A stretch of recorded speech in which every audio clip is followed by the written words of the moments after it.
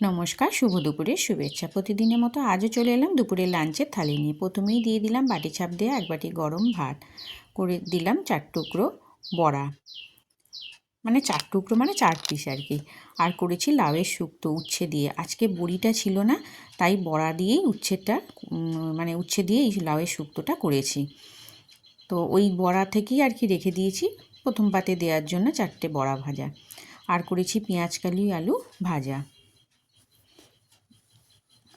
আর আছে চিকেনটা আলু দিয়ে একদম মাখা মাখা করে করেছি, খুব একটা ঝোল রাখিনি।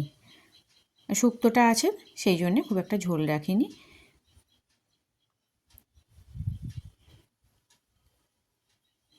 আর এই ছিল আমার দুপুরের লাঞ্চের থালি।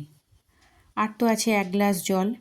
চলো, কেমন লাগলো আমার এই দুপুরের লাঞ্চের থালি তা তোমরা কমেন্ট করে জানিও। ভালো লাগলে ছোট্ট করে একটা লাইক করে দিও। আমার এই ছোট্ট আয়োজনটি তোমাদের ভালো লাগলে তোমরা অবশ্যই একটা লাইক, কমেন্ট আর শেয়ার করে দিও। আজকের মতন টাটা।